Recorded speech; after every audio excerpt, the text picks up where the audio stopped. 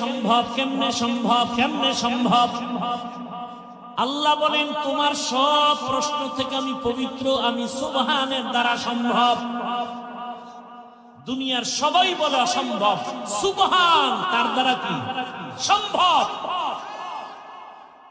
ঈসা নবীকে জমিন থেকে দ্বিতীয় আসমানে যদি মাওলায় নিতে পারেন, আমার রাসূলকে পারবেন না? পারেন না? মুসা নবীকে আমার আল্লাহ তুর পাহাড়ে নিয়ে কথা বলায় বেহুশ করাতে পারেন। ইউনুস নবীকে মাছের পেটে নিয়ে আবার যদি ফিরাইয়া দিতে পারেন, তাহলে আমার রাসূলকে আরশে নেওয়া অসম্ভব। আল্লাহ বলেন সুবহান, আমি পবিত্র, সত্তার জন্য সম্ভব। বিলকিসের সিংহাসন সুলাইমান পয়গম্বরের সামনে চোখের পলকে হাজির করেছেন একজন সাধারণ মুসলমান মানুষ, কোরআন ও হাদিসের ইলমওয়ালা, আল্লাহর দেওয়া ইলমের অধিকারী, চোখের পলকে নিয়ে আসেন। এটা যদি পারে, আমার রাসূলকে আল্লাহ কেন আরশে আজিমে নিতে পারবেন না? আল্লাহ বলতে গিয়ে বলেন সুবহান, পবিত্র সত্তা, আল্লাযী আসরা বিআবদিহি, ভ্রমণ করাইলেন তার বান্দাকে। এখানে একটা পয়েন্ট খুব খেয়াল করবেন, ভ্রমণ করাইলেন আল্লাহ তার, এখানে বান্দা বলতে কে? মুহাম্মদুর রাসূলুল্লাহ। আচ্ছা, এখানে অনেক কঠিন কথা। কোরআনে হাকিমে আমার আল্লাহ নূহ নবীকে নাম ধরে ডাকছেন, ইয়া নূহ। ইব্রাহিম নবীরে ডাকলেন ওয়ানাদাইনাহু ইয়া ইব্রাহিম। মুসা নবীরে ডাকলেন আমা তিলকা বিয়ামিনিকা ইয়া মুসা। কিন্তু কোরআনে হাকিমে কোথাও আমার রব আমার রাসূলের নাম ধরে ডাকেন নাই।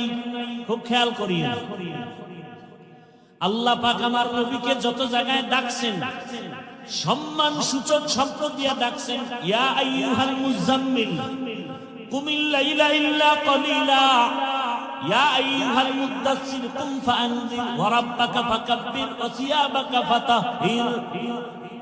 আমার নবীকে রহমাতুল লিল আলামিন উপাধি দিয়ে সম্বোধন করলেন, আমার নবীকে শাহিদা ওয়া মুবাশশিরা বলে সম্বোধন করলেন, আমার নবীকে সম্বোধন করলেন তাহা, ইয়াসিন।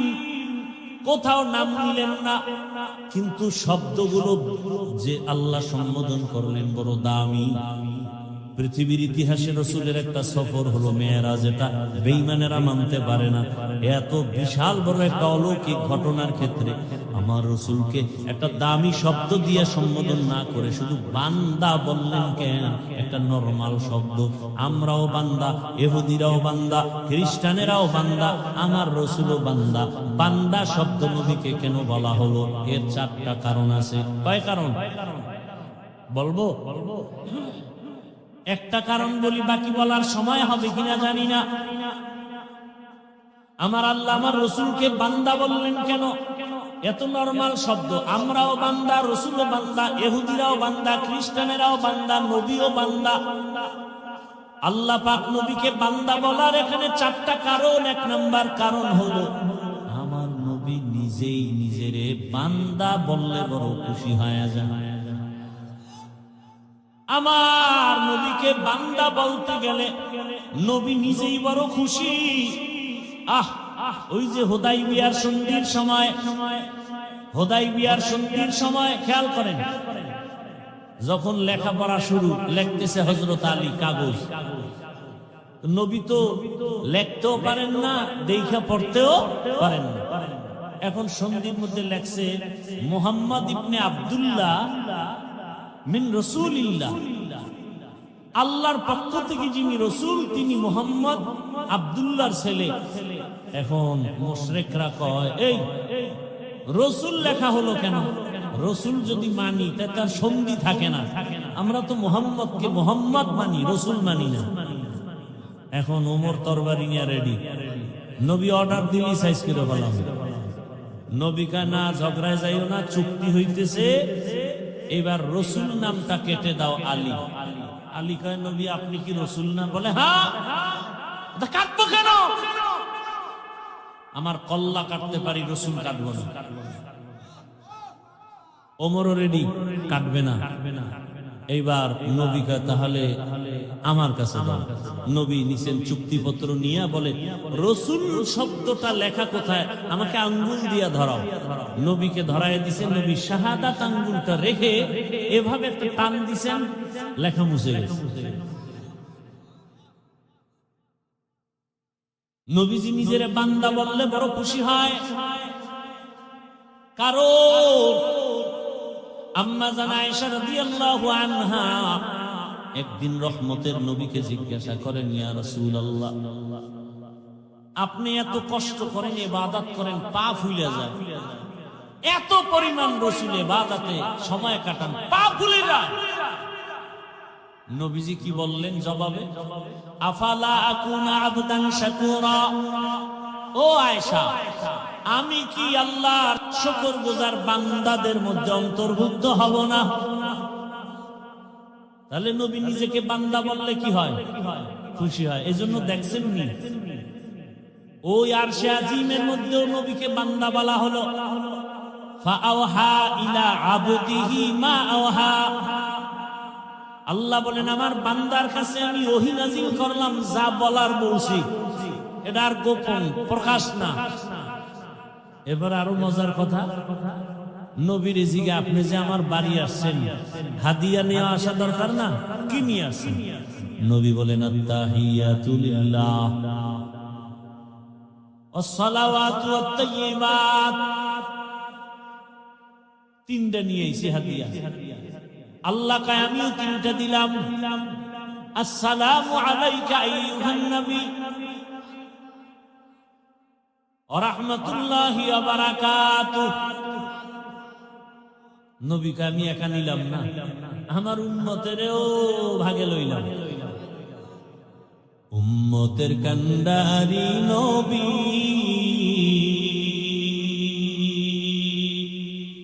কাঁদছেন উম্মতের লাগি,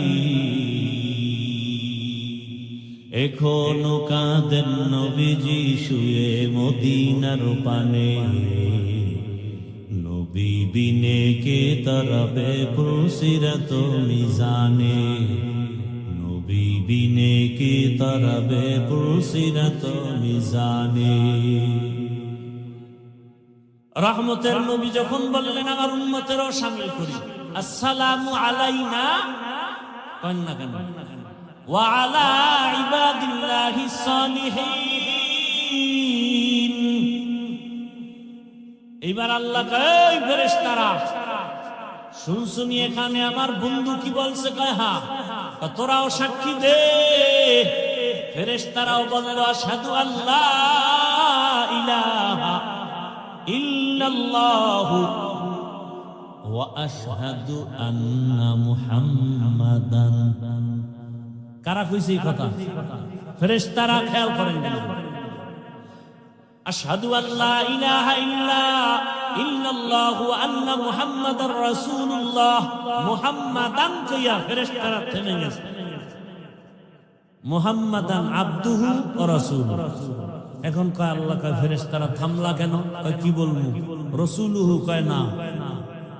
কি বলবা? কয় আবদুহু বলবো আগে, পরে রাসূলুহু। কারণ আমার হাবিব নিজেকে বান্দা বললে খুশি হয়, এজন্য আবদুহু আগে বলো, রাসূলুহু পরে। আমার বন্ধুটা আগে আনো, আমারটা পরে নাও।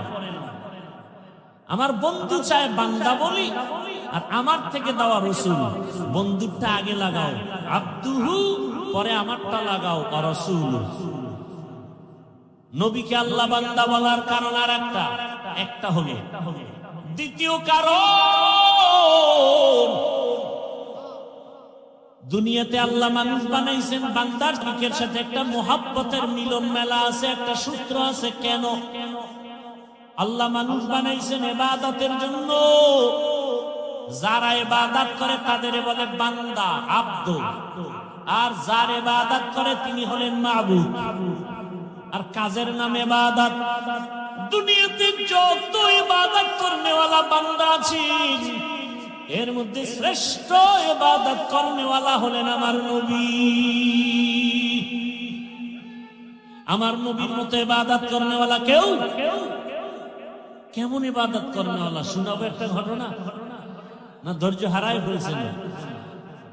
ও পর্দার আড়ালের আম্মা জানেরা, বোনেরা, একটু ভালো করে শুনেন, রহমতের নবী কত মায়ার। আম্মা জান আয়েশা রাদিয়াল্লাহু আনহা নবীর ঘরে, নবী একদিন এশার নামাজ পড়ে ঘরে ঢুকলেন। আম্মা জান আয়েশা রাদিয়াল্লাহু আনহা বলেন, দুনিয়ার সব মানুষের একটা সূর্য সকালবেলা পূর্ব আকাশে উদিত হয়, আর আমি আয়েশার একটা স্পেশাল সূর্য আছে, এশার নামাজের পরে আবার হুজরায় উদিত হয়। আবার মায়ের নবী আম্মা জান আয়েশা বলেন, আমি একদিন চিকন একটা সুই নিয়ে সেলাইয়ের কাজ করতেছি, হঠাৎ সুইটা পড়ে গেল, আগুন নাই, বাতি নিভে গেছে, তেল নাই, আমি সুইটা পাই না, অপেক্ষা করতেছি অন্ধকারে, হঠাৎ আমার সূর্য ঘরের মধ্যে চলে আসে। রহমতের নবী ঘরে আসা মাত্র আমার ঘরটা আলোকিত হয়ে গেছে। আমি সুইটা দেখি খুঁটির গোড়ায় পড়ে আছে। মায়ার নবী ঘরে আইসাই বলে, ও হুমায়রা, নাম কি? আয়েশা নাম কি? নবী মাজা কইরা মায়া কইরা ডাকছেন কি হুমায়রা? কারণ আম্মা জান আয়েশা রাসূলের সাথে বিবাহ হয়েছে 6 বছর বয়সে, আর আম্মা জানের 9 বছর যখন বয়স রাসূলের ঘরে আসছেন। 18 বছর যখন বয়স তখন নবী চলে গেছেন। হিসাবটা বুঝে থাকলে বলে 6 বছরে বিবাহ হলো, 9 বছরে আম্মা জান নবীর ঘরে গেলেন, আর 18 বছর বয়সে রাসূল দুনিয়া থেকে চলে গেলেন। আম্মা জান রাসূলের ঘরে সংসার করলেন কতদিন? কয় বছর? আম্মা জান আয়েশা মাত্র 18 বছরের নারী, নবীর সোহবত পেলেন মাত্র 9 বছর। আম্মা জান বলেন, আমি 9 বছরে রাসূল থেকে কি পাইছি শুনো।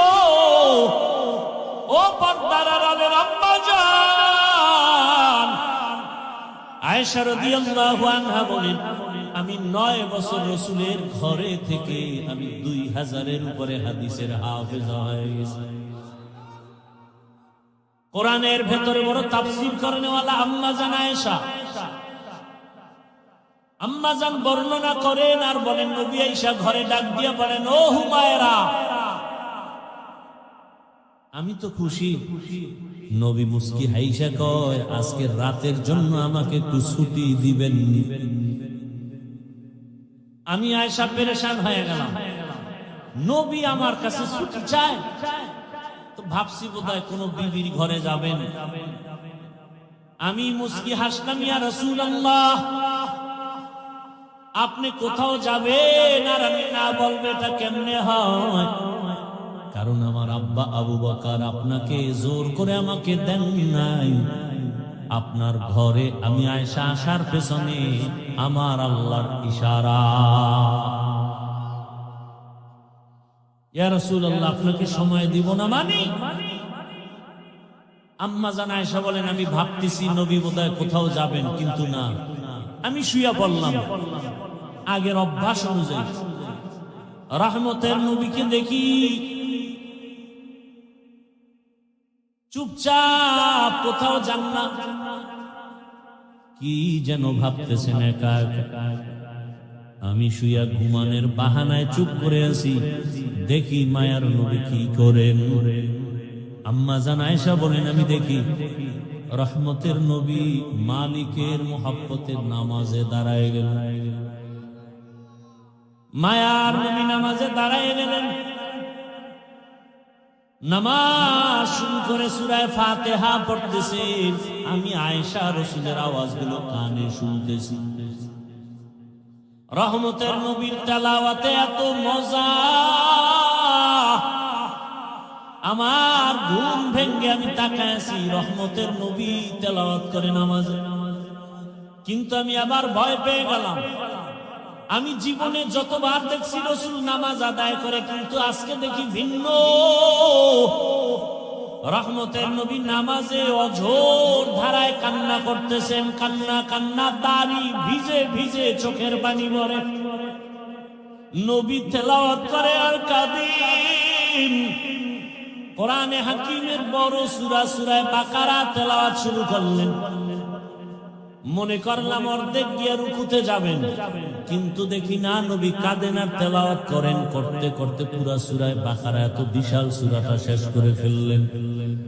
ভাবলাম এবার নবী রুকুতে যাবেন, দেখি না পরের সূরাটাও শুরু করলেন। নবী তেলাওয়াত করতেছেন আর কান্না করতেছেন। এরপরে সূরাটাও তেলাওয়াত করলেন। অঝোর ধারায় রাসূলের কান্না। আমি আয়েশা ভয় পেয়ে গেলাম, মনে হয় রহমতের নবী জীবনের শেষ নামাজ বুঝি আদায় করতেছে। এত কান্না। রহমতের নবী মাত্র প্রথম রাকাতে এতগুলো সূরা পড়িয়া দীর্ঘ সময়, রাত অনেক পার হয়ে গেল, নবী সবে মাত্র রুকুর মধ্যে গেলেন। ভাবলাম নবী রুকু তাড়াতাড়ি করবেন। নবীকে জীবনে আমি এত দেরি করতে দেখি না, এত দেরিতে রুকুতে গেলেন আর দেরি করলেন। ভাবলাম মনে হয় নবী উঠবেন না। অনেক সময় পার হয়ে গেল, কান্না তো বন্ধ নাই। এক পর্যায়ে রাসূল দাঁড়ায় গেলেন। রুকু থেকে দাঁড়াইয়া কান্না অবস্থায় আবার সিজদায় চলে গেলেন। মাত্র প্রথম রাকাতের প্রথম সিজদায় গিয়া নবী এত মায়ার কান্না শুরু করলেন। নবী মাথা উঠান না।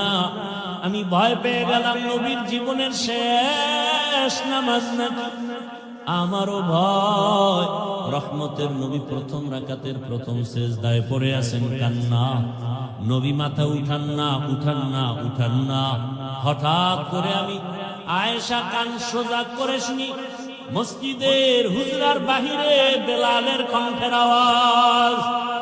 বেলাল ডাক দেয় প্রতিদিন, আজও ডাক দিয়া কয়, ইয়া রাসূলুল্লাহ, আজ নামাজের ফজরের সময় কাছে, তাড়াতাড়ি প্রস্তুতি নেন ফজরের নামাজ আদায় করার জন্য। নবী এখনো প্রথম রাকাতের প্রথম সিজদায় পড়ে কান্না করেন। এখনো দ্বিতীয় সিজদা করেন নাই, দ্বিতীয় রাকাতও পড়া হয় নাই।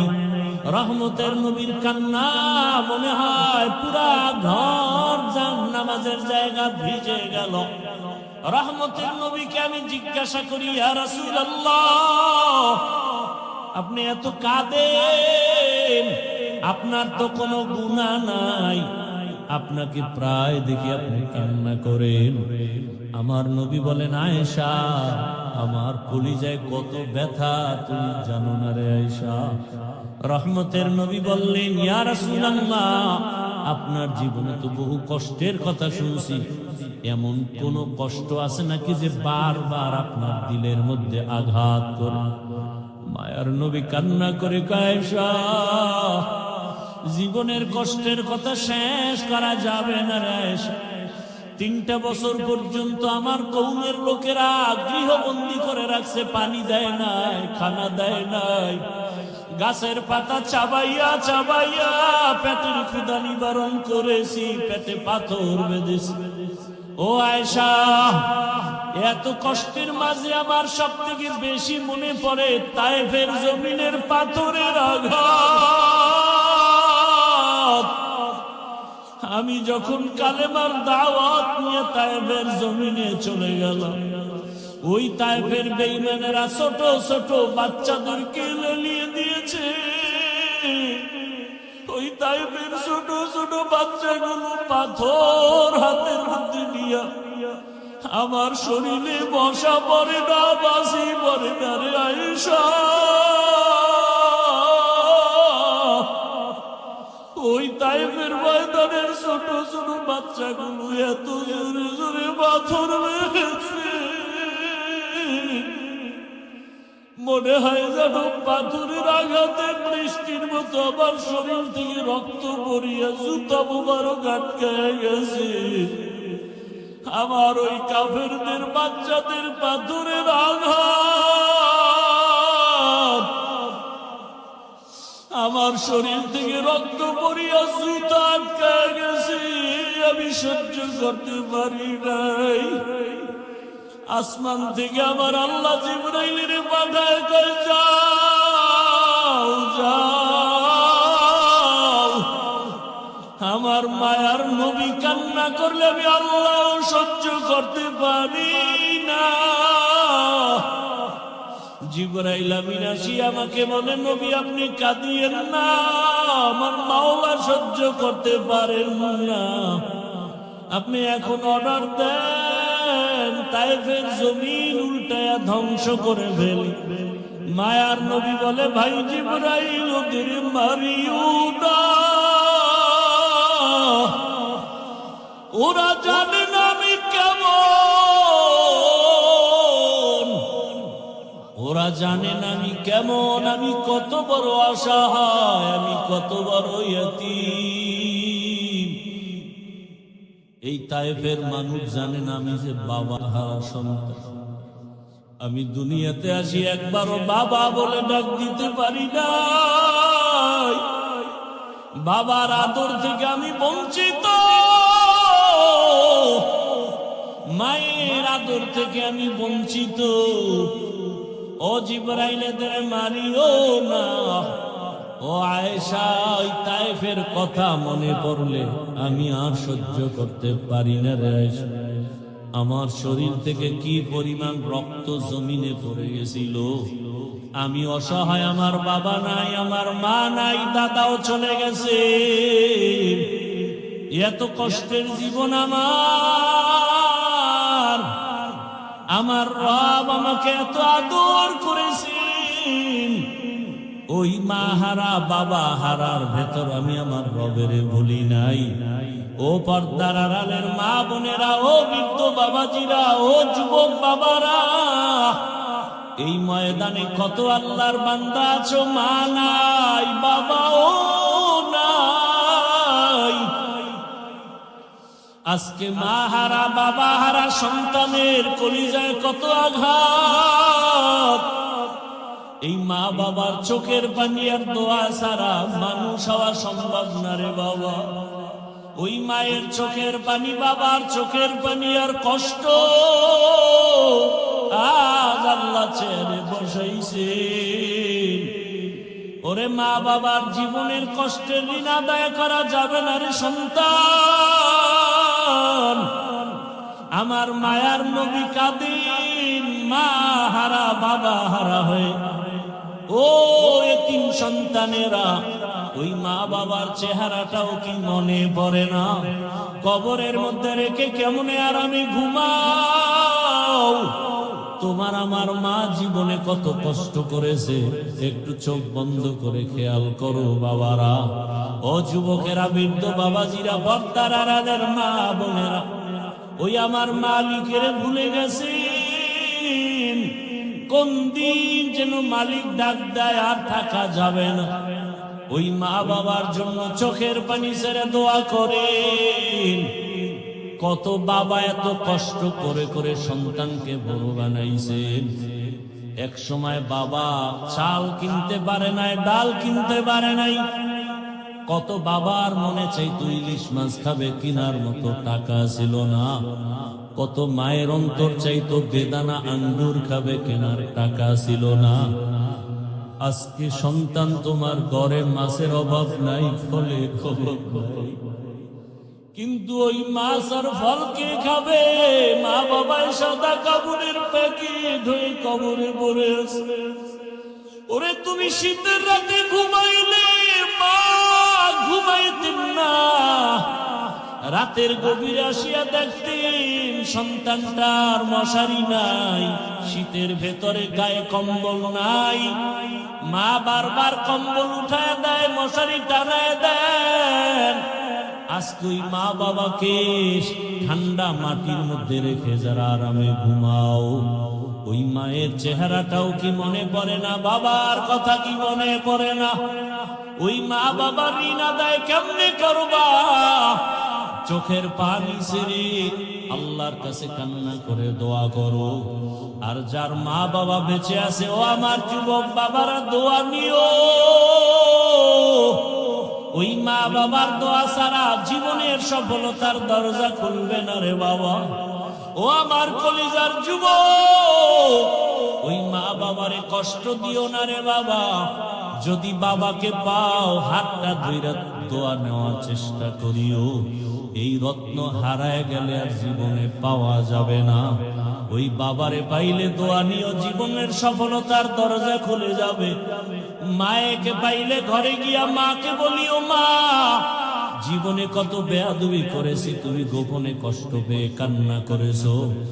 আজ তওবার নিয়ত করেছি, আর বেয়াদবি করব না। তুমি আমার মাথায় হাতটা দিয়া দোয়া করে দাও। মাকে যদি বলতে পারো, দেখবা মায়ের চোখের কোঠায় পানি। মা ডেকে বলবে, বাবা আয়। আল্লাহর মোহাব্বত নিয়া মাথায় হাত দিয়া ডাকবে, ও আরশে আজিমের মালিক, আমার কলিজার সন্তানটাকে কবুল করে নাও। ও সন্তানেরা, ওই মা বাবার দোয়া নিয়ে আগায়া যাও। ওলামায়ে কেরামের দোয়া, শিক্ষকের দোয়া নিয়ে গাও। ও পর্দার আড়ালের মা বোনেরা, একটা আদর্শ সন্তানের মা হইয়া কবরে যান। ওরে সন্তানের ভবিষ্যৎ চিন্তা করে ভালো আদর্শ যদি দিয়া যাইতে পারেন, সন্তান এক সময় দোয়া করবে আর গর্ব করবে, আমার মা কত ভালো, বাবা কত ভালো ছিল। আমার মা নামাজের সময় নামাজ আদায় করত, কোরআন তেলাওয়াত করত, কখনো বেগানা নিয়ে পড়ে থাকতো না, মোবাইল নিয়ে পড়ে থাকতো না। আমার বাবা কত আদর্শবান।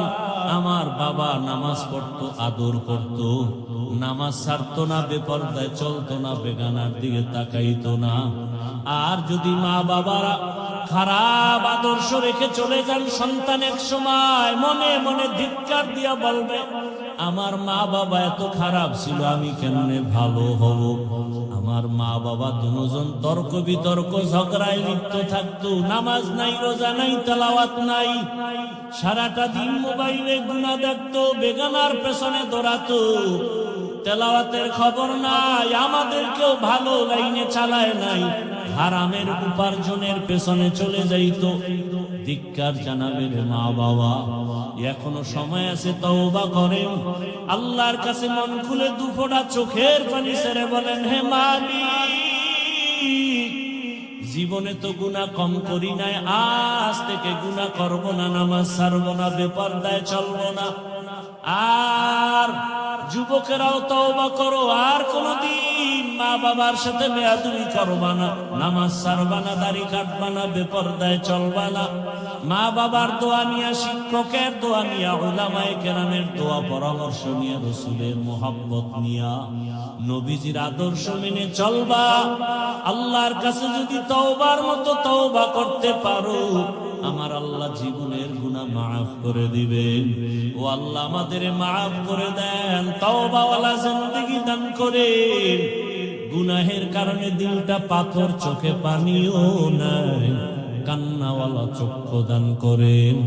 আল্লাহ আমাদের জীবনটাকে রাসূলের আদর্শে গড়ার তৌফিক দান করেন, আমিন। আলহামদুলিল্লাহি রাব্বিল আলামিন, والصلاة والسلام على سيد الأنبياء والمرسلين وعلى آله وأصحابه أجمعين يا أرحم الراحمين يا أرحم الراحمين يا أرحم الراحمين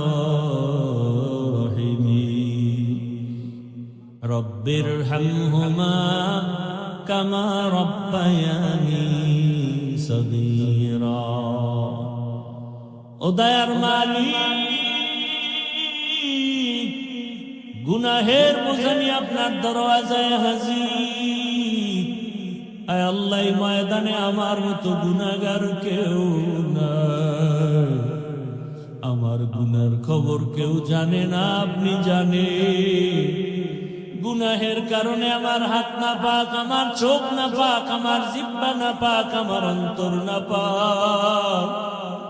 আয় আল্লাহ, তওবার নিয়তে আসছি, আর গুনাহ করব না রে মালিক, আর গুনাহ করব না, আর গুনাহ করব না। আয় আল্লাহ গুনার কারণে দিলটা পাথর, চোখে পানি নাই, কান্নাওয়ালা চক্ষু দান করেন আল্লাহ। আয় আল্লাহ গুনার কারণে আমাদেরকে ফিরাইয়া দিয়েন না, রাগ করিয়েন না। আয় আল্লাহ আমরা তওবার নিয়ত করেছি, আর গুনাহ করব না রে আল্লাহ। এ জীবনে না করিলাম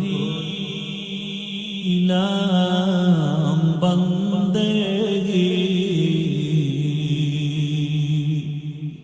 গুনাহ করে কাটাই না জিন্দেগি, করে কাটাই না জিন্দেগি। তওবা করে আবার তওবা ভাঙ্গি না, তওবা করে আবার তওবা ভাঙ্গি না। অবশেষে খাঁটি তওবা করিলাম, অবশেষে খাঁটি তওবা করিলাম। সকলেরই দরজা হইতে বিরিয়া আপনারও দরজায় রইনা পড়িয়া। আপনি যদি মাফ না করেন বান্দারে, বলে না আপনার বান্দা যাবে কার দ্বারে। গুনাহ করেছি আর তো গুনাহ করব না, গুনাহ করেছি আর তো গুনাহ করব না। দয়া করে মাফ করে দে রব্বানা, দয়া করে মাফ করে দে রব্বানা। আয় আল্লাহ আমরা গুনার বোঝা নিয়ে আসছি, খালি ফিরাইয়া দিয়েন না রে আল্লাহ। জীবনের গুনাহ মাফ করে হেদায়েতের নূর সিনায় দান করেন আল্লাহ। আয় আল্লাহ সারা দুনিয়াবাসীকে মাফ করে দেন, প্রবাসীদেরকে হেফাজত করেন, বাংলাদেশ ইসলামের জন্য কবুল করে নেন। আয় আল্লাহ উলামা তোলাবা উলামা মাশায়েখদের এক অনেক বানায় দেন। আয় আল্লাহ বাতিলের মোকাবেলায় বিজয় দান করেন, বাতিলের নেফাকি জাহির করে মুমিনের ঈমান আমল হেফাজতের ব্যবস্থা করে দেন। আয় আল্লাহ বাতিলকে বাতিলের দ্বারা দমন করে দেন আল্লাহ, বাতিলকে বাতিলের দ্বারা দমন করে দেন আল্লাহ। আহলে হকের বিজয় দান করেন আল্লাহ। আপনি ছাড়া আমাদের কেউ নাই। আয় আল্লাহ ঈমান আমলের শক্তি বাড়ায়া দেন, বাতিলের মোকাবেলায় বিজয় দান করেন আল্লাহ। মাদ্রাসা মসজিদ কবুল করে নেন, দান সদকা কবুল করে নেন, ব্যবসা চাকরি যারা করে হালাল ভাবে বরকত বাড়ায় দেন, হারাম থেকে হেফাজত করেন, রিয়া হাসাদ কিবির দূর করে ইখলাস দান করেন, সুন্নাত ওয়ালা জীবন দান করেন, নবীজির রওজা বাইতুল্লাহ জিয়ারতের জন্য তৌফিক দান করেন। আয় আল্লাহ হায়াতে বরকত বাড়ায় দেন। আয় আল্লাহ আমাদের মা বাবা মুরব্বীরা যারা দুনিয়ায় নাই, বিনায় ময়দানে কারায়াতি মোনাজাতের পরে অনেকে বাসায় যাবে, বাবা মা বলে ডাকবে, দরজা খুলবে। আর এক দল এতিমরা আছে, এরা জীবনে আর মা বলে ডাক দিতে পারবে না, বাবা বলে ডাক দিতে পারবে না। আয় আল্লাহ, এতিমদের দিকে তাকাইয়াও কি মায়া হবে না রে আল্লাহ? মেহেরবানি করে সবার কবর জান্নাত বানায় দেন আল্লাহ। যারা বেঁচে আছেন হায়াত বাড়ায় দেন, অসুস্থ যারা সুস্থ করে দেন। আয় আল্লাহ, আমাদের মা বাবা মুরব্বীরা যারা বেঁচে আছেন দীর্ঘ নেক হায়াত দান করে। আয় আল্লাহ, ডানে বামে তাকাই কেমন যেন এতিম এতিম মনে হয়। আল্লাহ, দিনের লাইনে আমরা বড় বড় বুজুর্গ ওলামায়ে কেরামদের হারাইয়া এতিম, দুনিয়ার লাইনেও আমরা এক এক করে সবাইকে হারায় ফেলতেছি। আমার মামা চলে গেলেন, দাদা দাদি নানা নানিরা চলে গেলেন, আমার চাচি চলে গেলেন। একদিন খবর হবে আমিও নাই, একদিন খবর হবে আমার বড় চাচা দোয়া চেয়েছেন, বিছানা থেকে উঠতে পারেন না। হে আল্লাহ, কোন দিন খবর হবে দুনিয়ায় নাই। এভাবে এক এক করে সবাই আমরা এতিম হয়ে যাব। আয় আল্লাহ, মা বাবাকে হারায় গেলে কি আমাদের একটু সান্ত্বনা দিবে?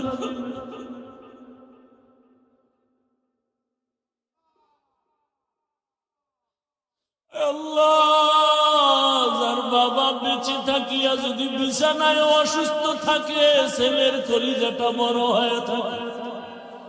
বাবাই বিছানায় থাকলেও মনে হয় একটা গাছ আমাকে ছায়া দিতেছে।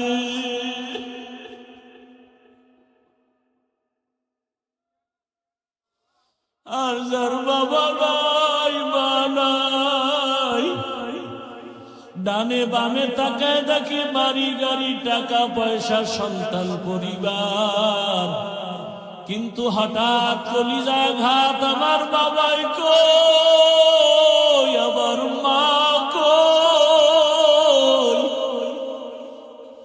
আমার বাবা থাকলে আমার কলিজাটা কত বড় থাকতো, মা থাকলে কত কলিজা বড় থাকতো। বিপদে পড়লে মাকে বলতো মা দোয়া করিও, বাবাকে বলে দোয়া করিও। যার মা নাই বাবা নাই, ডানে তাকায় অসহায়, বামে তাকায় অসহায়, কার কাছে দোয়া চাইবে?